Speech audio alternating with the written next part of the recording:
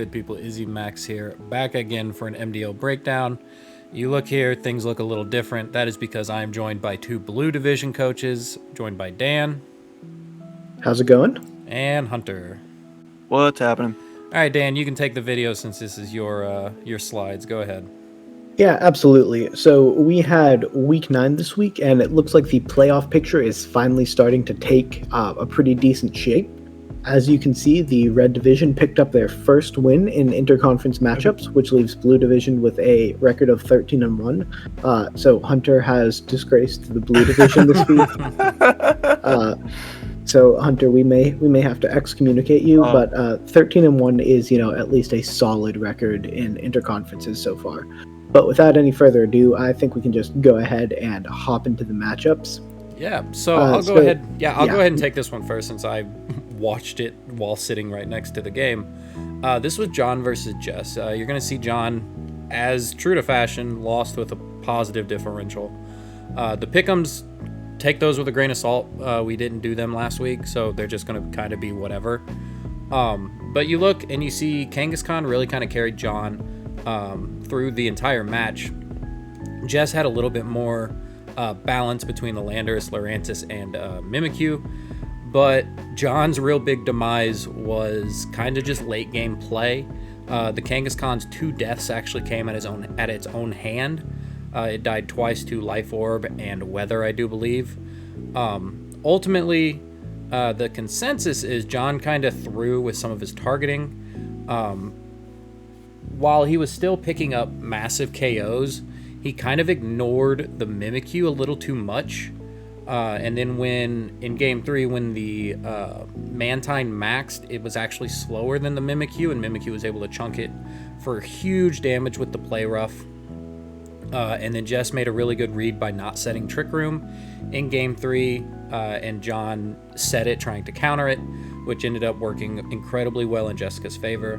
But overall, this was a close match. It was important for the two coaches because a win for John would have put him right back in the playoff picture, and a loss for Jess would have kind of teetered her on the edge of actually not making it.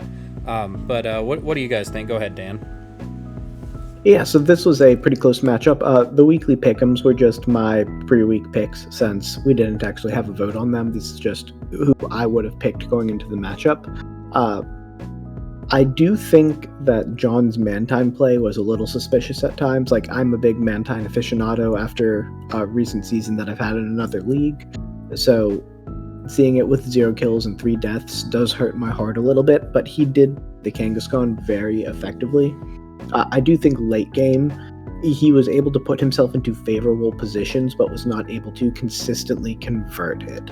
And I think that's happened a lot for John this season, because he's had multiple weeks where he's lost with a positive differential, which makes me think that he is consistently putting himself in good positions, but often not following through with them on a win. And that seems to be a bit of a trend for him. But Hunter, what are your thoughts on this match? Yeah, so I thought this was a pretty cool match to watch. Like Maxwell said, that trick room read at the end was actually pretty sick from Jess. I have to really commend her on that, and also I also really want to commend John for the Kangaskhan usage. I think it's a pretty underrated Dynamax option, and offensive mon just in general. And it's pretty cool to see Kangaskhan get some kills this week. It popped off for John. It's just unfortunate he couldn't get the win. So yeah, you guys pretty much cover everything else. Yeah, for sure. Next up is going to be Toxic and Hector. I think this is you, Hunter. Yeah, this is me. So, I don't really have a lot to say about this match. It was pretty straightforward. I think both matches were pretty fast. It was a 20-minute game, I think. So, I'll just kind of go over what happened. So, game 1 was pretty interesting. I think the Life Orb Duraludon was a good bring for Hector. But Max Crocodile just got it done.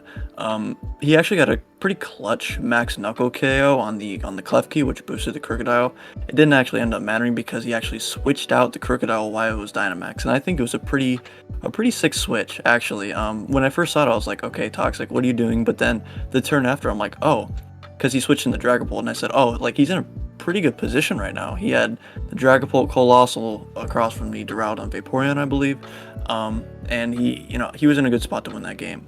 And he ended up doing it after getting positioned well. And then game 2, Toxic really solidified game 2 when he had an unboosted Colossal maxed next to the Crocodile, and Hector set up the Reflect, I believe, and the Colossal was special, and it just ate through that Duraludon and did like 90% with the Max Quake. It was crazy. So he played good, but it was just an unfortunate Reflect instead of Light Screen usage from Hector. Like I said, I think both players played really good. It's just really cool to see an unboosted Colossal go in. It wasn't boosted until the end after he got hit with the Muddy Water, and then he kind of just got boosted, but it was a little too late back then. So, Maxwell, what did you think about this game? I didn't watch it. I was on my way to California. Okay. Dan, what did you think about this? And what did you think? I thought it was pretty interesting. Vaporeon's 2 kills were both on Colossal. Charizard just eating a Max Vocalith on its only turn in the game. Yeah. F's in the chat for Charizard specifically. But I did think the play with Colossal in game 2 was unique, but I did like the way that he was able to position it to try and get that residual damage up and to maximize it by using it on his 3rd turn of max instead of his first 2 when it wasn't necessary. I was very shocked when a Vaporeon Muddy Water did not KO an unmaxed Colossal even in the sun. Like, I thought that would KO. So Colossal's it impressed me with its bulk a bit. But overall, Toxic never really looked like he was in much danger this set. He just positioned himself very well to get into a good late game position against a Vaporeon a lot of the time, or a Regieleki when he had a ground type. So I thought it was Toxic's best played match of the season. He has a few other wins, but this is the one, like, from wire to wire where I thought he made the right reads, made a lot of the right switches, had the right targeting. Like, it just seemed solid the entire way through. So I was quite impressed with it. For sure. Moving on to the next one, Dan, I believe this one is yours, Ryan and Matt. Yeah, so Ryan and Matt had probably the set of the week. I believe Maxwell and I both believe that Ryan potentially could have won this match in both games 2 and game 3, but it was very well played throughout, especially in the end game for Matt. He played it very well, was able to position Choice Scarf Sock to pick up key KOs when he needed it. His Celesteela did surprisingly little for him this week, but he was able to maneuver around it just enough to be successful in this match. And a big part of that was the coaching Sock plan into Celesteela. I say Celesteela did surprisingly little, but it picked up 4 KOs. But compared to normal weeks for him, that is surprisingly little with 3 deaths. But the Choice Scarf coaching into Celesteela, like, Ryan didn't have a great answer to it.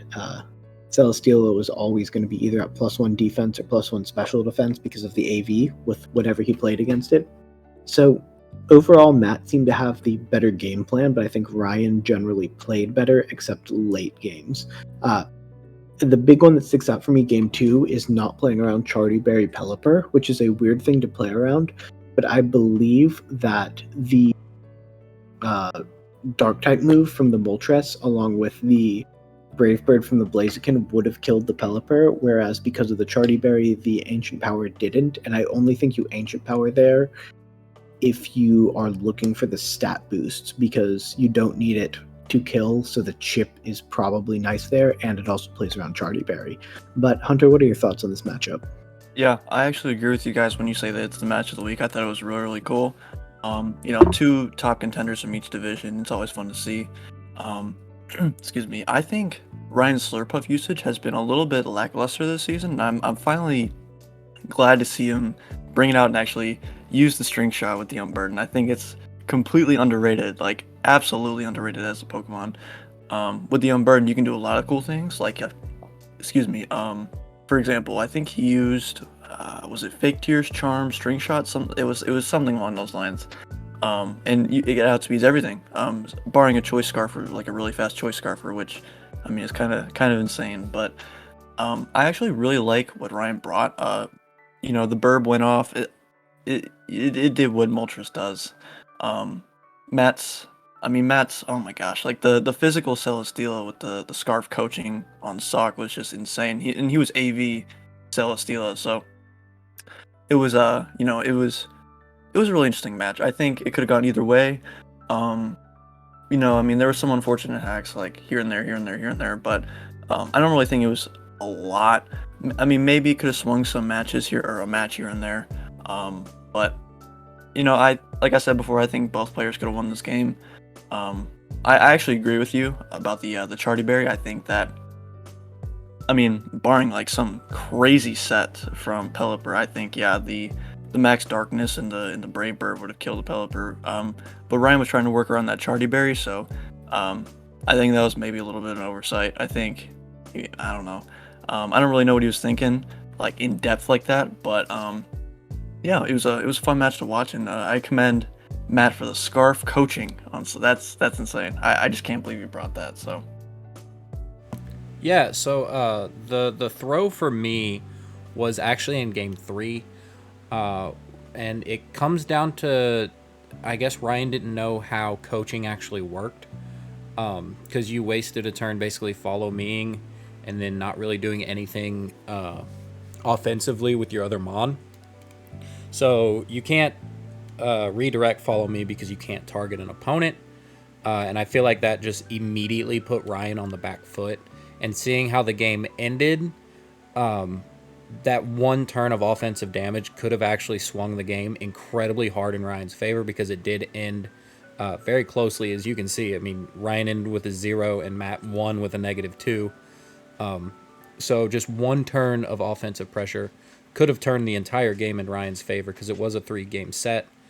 But the sets on every single mon was super cool, because we all three were in California together competing at the SoCal Grassroots Tournament. I know neither of these people actually had a lot of time to prep, but I was glad to see a lot of the things that actually came out. And going rate, I was actually surprised that the scarf was the sock was scarf coaching with an AV Celesteal. That's just incredibly smart. With as much time as they actually did prep, I thought that was very solid. But moving into our last one, we're going to kind of tag team this one. I'll go ahead and start. This is Burst and Dina. To be honest with you, Dina just kind of ran away with it. If you listen to Burst's commentary, I think one of the problems that he's kind of had this year kind of started with his match against Dark King. Since he brings the same 7 mons every game, Burst, I felt like, kind of fell into a lull where you just kind of prep for what they've been bringing instead of what could be coming, because a lot of the things that Burst brought were to counter the main core that Dina brings. You know, the Rotom, Clefable, Cinderace, Runerigus, Articuno, and Escavalier. Well, you see an Espeon and a Guzzlord here, and the Guzzlord picked up 6 kills. So there was little prep for the Guzzlord, especially in that Trick Room matchup. Because if you look, the Guzzlord was actually room service, and after the room service, the slowest mon on Burst side, which is the Rhyperior, can't outspeed it in Trick Room, and it's just able to kind of just walk away with basically all the kills. I mean, Rotom still picked up 2, but pretty much from turn 1. Actually, I think from team preview, if you listen to Burst's commentary, the game was already won at team preview, because Burst even said that it was just underprepared straight off the gate. So that's kind of my thoughts. What do you guys got? Go ahead, Hunter. Yeah, sure. So I just want to give credit to Dina for excuse me, getting the Guzzlord usage out. I thought it was a pretty decent matchup in the Burst team. I mean, obviously the Morgram's in the way, but you have things to take care of it. And just huge credit to her, honestly, for even just realizing that it's a big threat. I don't know if, I mean, this is so meta to talk about. I don't know if she knew that Burst would prep for the regular core that she had, and she brought it, because I don't see a Cinderace here, which is kind of a shocker. I mean, it's pretty good. And by pretty good, I mean, like, really good. But not necessarily in the Burst team that much. With the with the Rhyperior and everything, it just gets kind of tough sometimes. Especially since Burst has been getting really good uses out of the Rhyperior actually. The only issue for Burst is he, like you said, the room service on Guzzlord, he couldn't outspeed under Trick Room. And props to Dina for that kind of prep. I mean, he's been like Burst has been using the Rhyperior a lot, so Dina probably assumed like, oh, Rhyperior is coming. If I set up Trick Room, I don't beat it, so I need to run Rune Service instead of maybe like something like Life Orb or Expert Belt or something like that. And Guzzlord wins against the Rhyperior every time because of the Max Whirlwind boost. And it's just hitting before the Rhyperior can get boosted. So just huge creds to Dina for realizing the low tier threat of Guzzlord versus Burst. So yeah, go ahead, Dan. Yeah, I know in the pregame I've been talking about how Dina brings the same 5 options of Cinderace, Rotom, Clefable, Runerigus, Escavalier, and other. And she broke the trend this week in emphatic fashion. Her prep was just much better than Burst's prep this week, and there's not really too much else to say about that. Like, Guzzlord went in, did what it was supposed to do, and won the game both games, and he didn't really have a decent way to stop it. Maybe you could argue the Rhyperior, or if he stalled out Trick Room instead of killing the Clefable next to the Runerigus both games, that could have worked, but I was just very impressed with Dina's prep and play this week as she sets herself up for trying to avoid the wildcard slot next week. Yeah, so I will say one thing, because I was in the room when Dina was starting her prep, and the thing that she said was, there's not going to be any prep for Guzzlord, it's coming. I just kind of laughed, but I just kind of wanted to put that in there. Moving on, Dan, this is your slide. I don't really do these, so why don't you go ahead and take this one? Yeah, so this is the current standings right now. As you can see, on the left side of the screen, it's mostly blue, and on the right side of the screen, it's mostly red, and that equates to where a lot of the close races are. In the blue division, there are 4 teams at 6-2 or better, including Matt, who is at 7-1, along with me, Charles, and Dina. Any of the 4 of us could reasonably be the 4th seed after next week. Matt's got the toughest matchup on paper.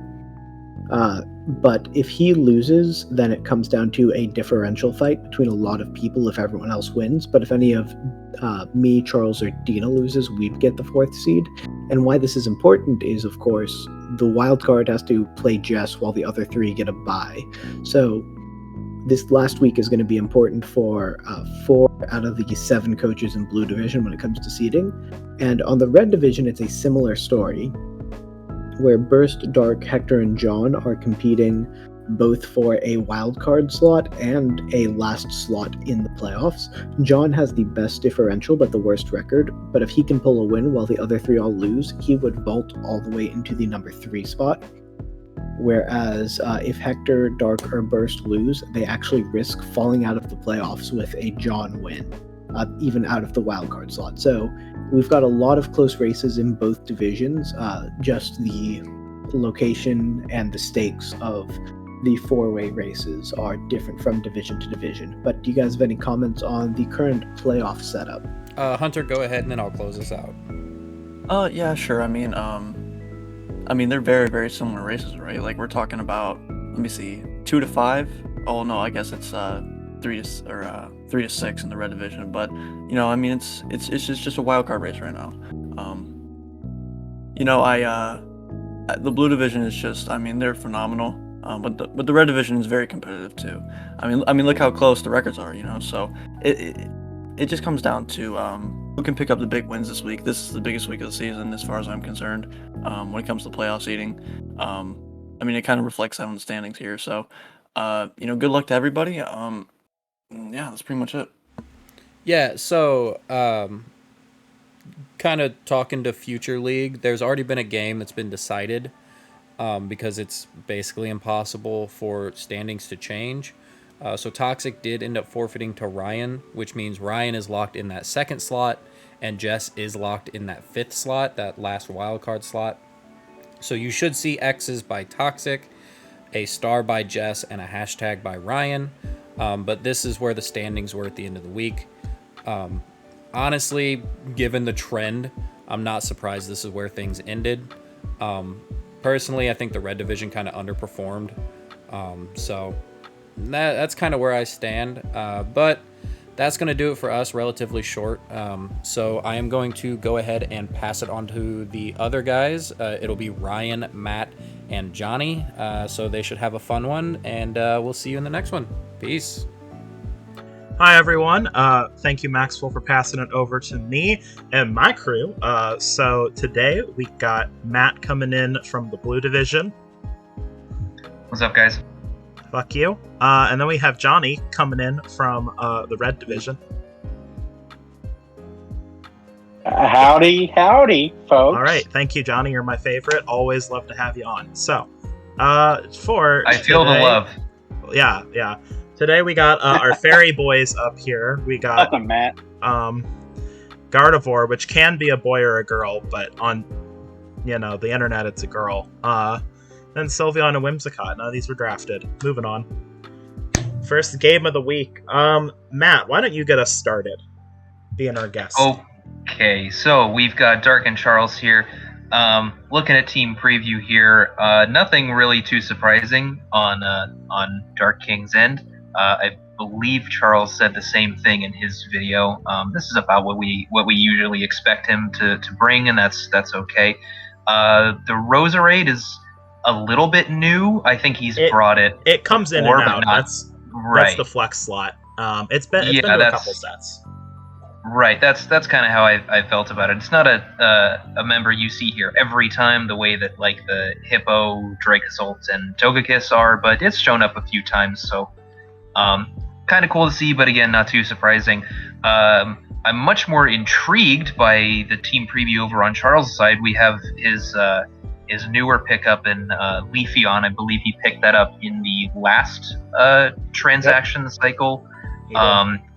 And then we've got the Cryogonal, which is a very interesting one that we have not seen from him yet, I believe. But I know a couple of us have brought up some interesting things that can be done with it. So it's cool to see that coming out here. The rest of his squad is pretty typical brings from Charles. We've seen plenty of Latias, Heatran, Liepard, and Mudsdale. They're all good mons. Love to see them.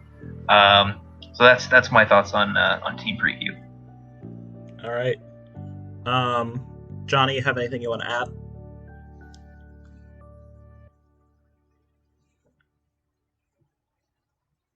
Okay. Oh, no, not really. Just basic. Sorry, I unmuted myself. Just basic stuff here at team preview. And really. Alrighty, so let's move on to notes. I'll go ahead and start. So one thing I actually really liked about this set was there were some very good switches. Really good defensive play.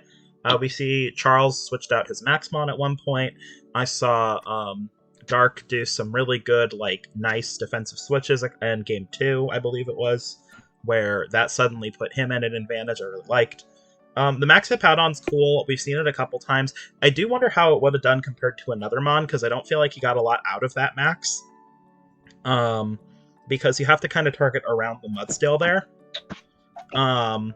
Because even if you hit it with the Hailstorm, tech that you can run on the Hippo, you activate Weakness Policy and then your Hippowdon's in trouble. So I think the Hippowdon was cool, but I do wonder how it would have done compared to another Mon. I really liked the Cryogonal and Leafeon brings in general. They were good low tier brings for this particular matchup, especially the Leafeon. Matt has. I'll let Matt talk about the Cryogonal in a bit. I did like the Max Roserade. I thought it was really cool. It's something new that we haven't seen before. I thought it was a good overall adjustment for Game 2. But I feel like the targeting and maybe when the Max happened might have been incorrect. It might have been better to stall Max and bring out the Roserade later when you can Oka the non-Max Mudsdale. Or it might have been better to just play around that Max a little better. I don't feel like it was what you necessarily wanted. And I gotta compliment Charles on seeing his endgame win cons. He did see them relatively quickly in both sets. They weren't necessarily super easy to see, I'd say. But he found them pretty quickly, and he was able to capitalize on them for, I'd say, 2 pretty clean wins overall. So, Matt, I'll let you discuss through your notes. Okay, so like I mentioned in team preview, it's cool to see the Cryogonal here. The Icicle Spear into Stamina weakness policy Mudsdale is something that we've been waiting to see this season, and I'm glad it made an appearance. It just seems a little bit suboptimal to go for that when you see Scizor in team preview, and then to not adjust when you see Scizor as the lead. We saw in Charles' video that he was surprised by the Bullet Punch KO, which surprised me. Not the KO, but I was surprised that he was surprised. It seemed that seemed pretty obvious that was going to KO. Yeah. And if you didn't know that, that seems to me like a pretty basic calc that you should know about going into the match, because Cryogonal's physical defense stat is terrible. I mean, it's basically. Yeah, it might as well be a negative number. It's terrible. Yeah, and Technician Bullet Punch, like, come on. Like, right. Even if you're max HP, that's a KO. Right. So, it's a KO even if Scizor doesn't have a damage boosting item, even if when you're max HP. So, I really think that if you wanted to go for a more, if you wanted to dedicate yourself to that mode, you probably should have just slapped a Focus Sash on the Cryogonal. I realize it was on, Focus Sash was on the Lipard. You could probably get away with a different item on the Lipard, especially since it didn't necessarily seem like a crucial part of this team when the team seemed to be based more around the Mudsdale strat. And I realized the Scarf was helpful for outspeeding Dracozolt and Sand, but I don't really think you need to worry about that very much. You know, maybe Cryogonal takes a hit from Dracozolt, goes down to Sash. You still get your Icicle Spear off, and then you go down to Sand. That's probably okay. Then you get something a little bit more useful on the field next to your boosted Mudsdale. And even if you're worried about the Sand, or worried about the Dracozolt and Sand, it's probably kind of a dumb move to leave the Dracozolt in against a potential max Mudsdale anyway. So I really think that there should have been at least a Focus Sash on the Cryogonal there, or just some kind of adjustment either in the leads or once you saw that Scizor was coming out. Let's see, Roserade was a good adjustment for game 2. I thought it was a good adjustment for since Charles had brought Mudsdale and Leafeon. The Milotic was really the only thing that Dark brought in game 1 that could help deal with the Mudsdale. But the Leafeon KOing that thing with a Life Orb Leaf Blade just made it really hard for the Milotic to do anything to the Mudsdale. So Mudsdale was just kind of sat there and was able to do whatever it wanted in game 1. So Roserade was a good way to help deal with that. Something that's not going to go down to the Leafeon, but can also hit the Mudsdale. I just feel like the play with the Roserade was a little bit sloppy at times. I feel like the weakness policy when he's bringing it next to Cryogonal is fairly obvious, and you're hitting a max overgrowth into it immediately. It just seemed a little bit odd because it would have been a very easy KO onto Roserade if Charles had just been running a more offensive Mudsdale. I know it had a lot of special bulk in it. Which is not necessarily wrong, but it was definitely a very risky play to go for on Dark Side. And then I believe he also just KO'd it with an Earthquake from the hip out on 2, which seems sort of questionable to me. And then finally, I think the shortage of single target ground type moves versus Heatran kind of killed Dark in game 2. I get. He did have high horsepower on the Dracozolt, and I understand why he might have wanted to go for Earthquake on the Hippo. It's nice against like Latias Heatran if Latias ends up having Ally Switch, but it's a little bit hard to make use of when you don't really have a lot of stuff to Earthquake next to. The only thing you can really Earthquake next to is Togekiss, and Togekiss never even ended up hitting the field. There was one turn in particular where I believe Dark was switching Amon out into Dracozolt to try to get some single target ground type pressure, ground type move pressure onto the Heatran. And if he had high horsepower there instead of Earthquake on the Hippowdon, a high horsepower into the Heatran probably would have just ended the game.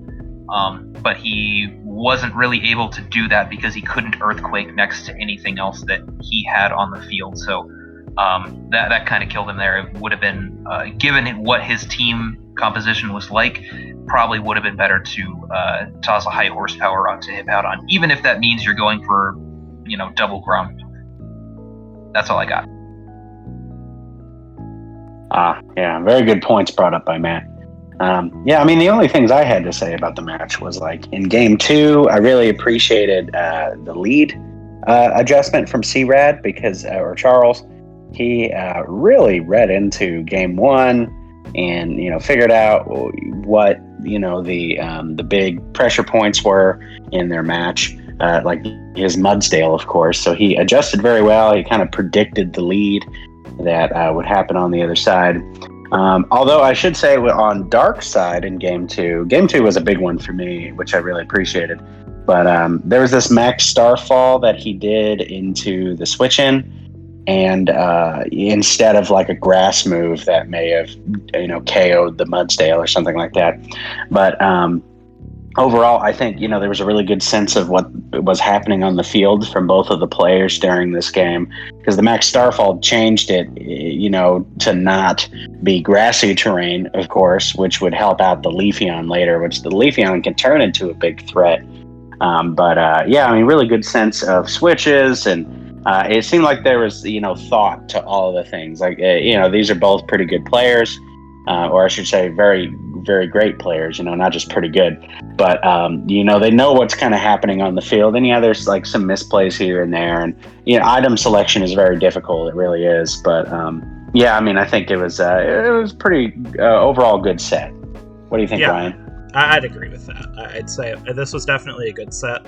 Of the games we're covering, this was, in terms of play, this might have been my favorite set that we're covering on our end of the breakdown, but we're going to go ahead and move on to Maxwell versus Hunter.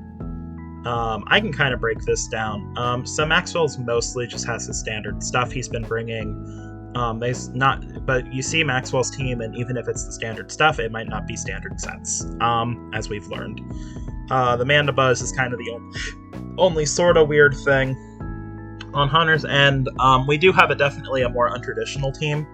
We see the Wigglytuff coming out here, and the Metagross, and Thundurus. Thundurus has been really good for him, so Thundurus and Appleton have both put in a lot of work for Hunter. Those aren't super surprising. The Politoed, obviously, Rain is good to nurse stuff coming into the Metagross, and then Snorlax. One thing that kind of stuck out to me is that Hunter does not have a TR setter, with a lot of like a heavy TR mode from the look of things. So I thought that was kind of interesting. Any other like initial thoughts from everyone on the sides? Not too much. I agree it is a little bit strange that we see so many slow Pokemon like the Snorlax, Appleton, Wigglytuff without a Trick Room setter. But it's something we've seen from Hunter before. So it's not it might be a little bit unconventional, but it's not out of the ordinary for him. I suppose, based on what Maxwell said about his own prep, I suppose I am a little bit surprised to see no Kingdra here, but also kind of not. I think bringing Kingdra and not bringing Kingdra makes some sense here. It's a little bit difficult when Maxwell has opposing weather, but if you can get some decent weather control, it's also a decent option. Yeah, agreed. Right. Yeah, same. All right, move on to the next slide. John, why don't you go first this go around? Let's see here. So, it was a pretty good match overall. Of course, there was some memeing going on and whatnot, but like in game 1, there was this really great switch in from Hunter, where Blacephalon was on the field, and of course, we all fear Mind Blown and all that. It's got such high special attack. He had switched that in, and really, Politoed kind of stops that in its tracks. But I appreciated Hunter's range of what was going on in the field. Wigglytuff was really cool, but unfortunately, it's super frail. I've thought about running Wigglytuff before, and just like on ladder or whatever. But yeah, I mean, it worked pretty well as a Dynamax mon, which I really appreciate the Dynamax format. I know people have differing opinions out there in the community, but it makes these Pokemon shine that are, kind of frailer. But yeah, unfortunately, after 3 turns, when it came down, I mean, it got KO'd pretty easily. Blacephalon is super strong. I mean, of course, after it gets all those buffs with Beast Boost, but it put in a lot of work this match. Maxwell's commentary made me want to poop myself when he talked. The whole entire time I was on the edge of my seat. And then, I really I appreciated the Snorlax with the Life Orb. And I mean, overall, especially this week, at least on the games that we're commentating over, or commenting on, I should say, I appreciate that people are exploring different options with the different mons, because we're not seeing very standard sets, I mean, from a lot of these games. And that's super cool because, of course, Snorlax has a lot of HP and it has a pretty good attack. So, I mean, it makes sense to put a Life Orb on it, I guess. So really, really creativity here. I mean, for both sides, Maxwell, of course, was doing his as kind of a meme and just trying out stuff. But I mean, it was functional, So, yeah. What do you have to say, Matt? Not much. I was going to leave most of the actual analysis to you guys because I didn't really take this game all that seriously. It was kind of just a meme set because Maxwell's locked and Hunter knows he's kind of out, so neither of them really had a whole lot of reason to play seriously. It was just sort of a meme match. I thought it was a fun, entertaining match to watch. I liked the weird little ally switch combo that Maxwell had, assuming he was able to get Lele and Dracovish on the field to cover for Kingdra's attacks, covers for basically anything Kingdra wants to click except for Max Airstream or Hurricane, which you're probably not clicking into Lele Dracovish anyway, unless you've already seen the ally switch. So I thought that was cool. It's a little bit unfortunate that it didn't get to play out because there was no Kingdra. Support Metagross is kind of fun. I wish I was able to do a little bit more with my own Metagross last season, but I was trying to play a little bit more seriously, so Hunter is able to do some weird stuff with this one. I think all we saw really was the bullet punch to activate the Wigglytuff, and then we saw a light screen at the end of game 1 there. I don't know, maybe it had Reflect, maybe it had like Icy Wind or something. There's a couple of different support options that Metagross has access to, so I'm not sure what else was there, but it was fun to see that at least. And then, of course, the big Wigglytuff, the biggest Wigglytuff I've ever seen. That was pretty fun. It's not probably not the most optimal thing I've ever seen, but it was a lot of fun. I'm glad it was there. Yeah, I mean, that's my thoughts on the Wigglytuff. It was very cool. I was super glad to see it. Hunter let me know ahead of time he was going to do it. And I was like, well, that Bullet Punch is going to do a lot, but, like, you have fun. And he did, and it was cool. It just wasn't... It's just too frail, unfortunately, to be as good as it maybe could have been, just because it's a Wigglytuff. Maxwell's did some really smart plays to get into a winning position, though, Game 1, because without some good play, he actually would have lost that Game 1, I think. Blacephalon's just a massive threat. I think that thing has been kind of Maxwell's MVP for the season, honestly. I gotta give Hunter props. He protected on the explosion, and I thought that was really great. Actually, my favorite tech he brought this week was the Life Orb Snorlax.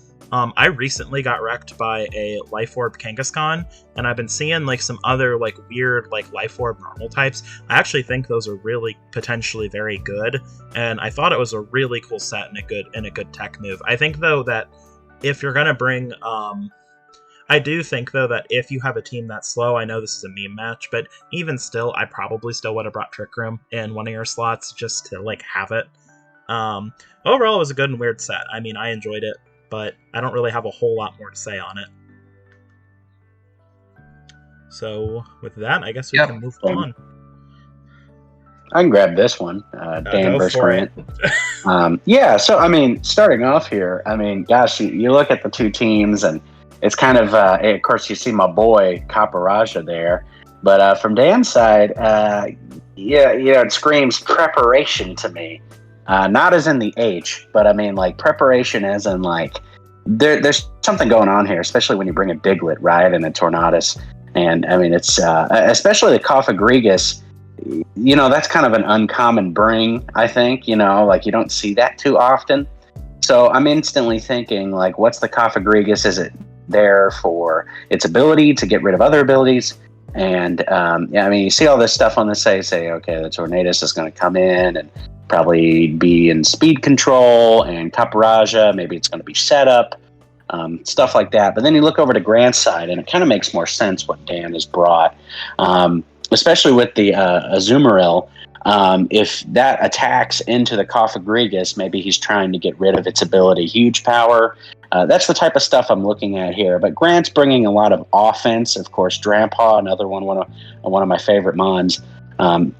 It's on that side, so I'm wondering if he's definitely got a trick mode here, a trick room mode, and I guess setup maybe from some of the different mons, and of course Landorus is just all offense.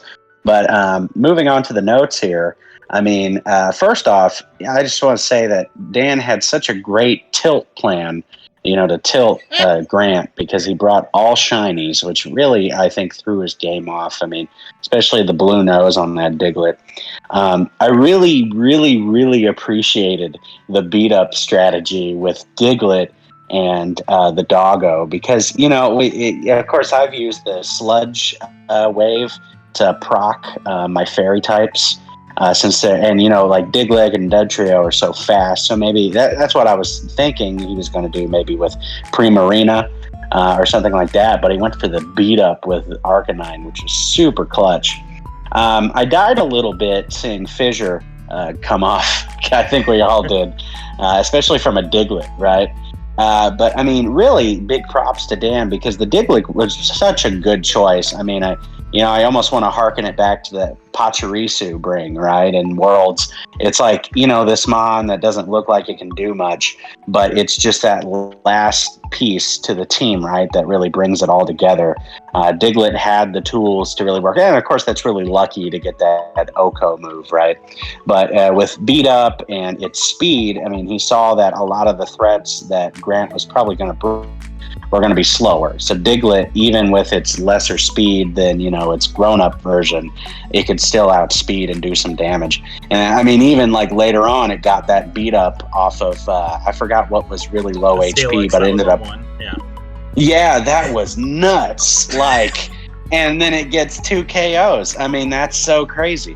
But it was really great preparation from Dan, and I think Grant had a really good team composition in terms of it covered a lot of weaknesses and stuff like that. Really good, and really big threats. The double I've seen. I've been swept by a double that brought up its defenses with Cotton Guard and stuff like that, and then just starts body pressing me. And I've lost my master rank on that, or not master rank, but one of those tiers because of that. So, but I think segueing from body press, Ryan, what do you have to say about this match?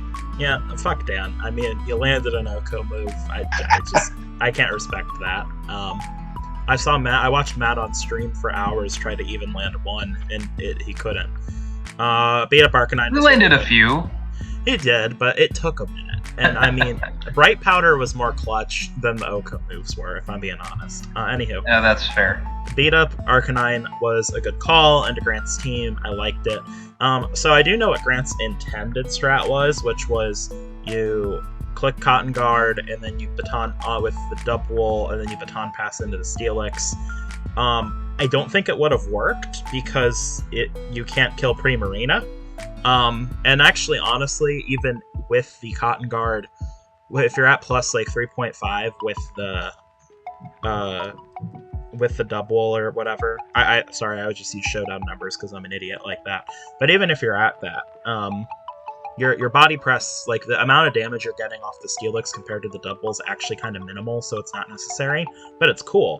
And I actually am glad to see something like that from Grant, because that kind of shows a bit of a branching out that I've been wanting to see all season. So I thought that was really cool. Grant did need a Prim answer, though, really badly. This actually was a really good Jolteon week, I think. Jolteon could have done quite a bit of work here. And I do agree with Matt's note he'll get to in a bit. I am surprised Landorus didn't hit the field at any point, because it seemed pretty good to like game 2. Now, granted, game 2, Dan pivoted into Prim, but the Landorus still seemed pretty good for maybe handling Arcanine in the back, that sort of thing. So those are my thoughts. I mean, it was a fun kind of goofy set. At this point, it's looking very likely that at this point, Grant is out of playoffs anyway, so for this last week, if he does play, which I know some people are playing this upcoming week, just do something fun like this again. I mean, it was fun to watch. Matt, what do you got? All right, so I am going to talk a little bit about Landorus, and I do, I'm going to save this for the end, but I have a legitimate defense of using Oko moves, so, game 1 was pretty. There's a defense for it. I'm not pretending there's not, but I still have to say fuck Dan. You know, I'm not allowed to not say that. Right, and that's fine. That's fair. I just want to make sure that we have it on record that there is legitimacy to tossing a random that. sheer cold on a Lapras and stuff is totally fine. I see people do it all the time. It's a good idea. Yeah, I think it depends on the mon, but we'll get there. Anyway, game 1, pretty simple, beat up strat. Grant couldn't handle it. Arcanine just 4-0'd. Was it a 4-0? This game was a +7 for Dan, I believe. Okay, then yeah, I think it was a 4-0 followed by a 3-0. So yeah, our Arcanine just rolled over him. He wasn't ready for it, couldn't handle it. And then game 2, Dan just Primarina'd all over Grant, and Grant didn't have anything to stop it. Pretty straightforward. The Landorus, yeah, I feel like Landorus would have been a good tool to help stop both of Dan's main max mons. I think Dan probably still wins with either one, just because of the way he prepped.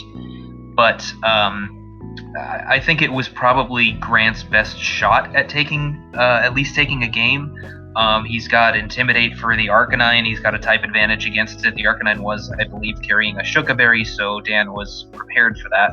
He was still going to get up to +3 with the beat up, so he was probably going to be fine there. But from Grant's perspective, he doesn't know that there's a Shuka Berry on the Arcanine, so it seems like it should be a good tool to at least adjust to in a game 2 if you're thinking Dan's going to go for the same mode. And I actually think it could have even helped against the Primarina, even though obviously Primarina has a type advantage against the Landorus. If you can Dynamax and start boosting with Quakes, you're not going to be taking as much damage from the Primarina, especially if you're carrying an Assault Vest on the Landorus, which I think is maybe something we've seen from Grant before. I don't know if it had one here, but that would have been helpful. And maybe you can even stick it next to Musharna and get a cheeky ally switch off and avoid one of the Max Geysers while you're boosting up with Max Quake.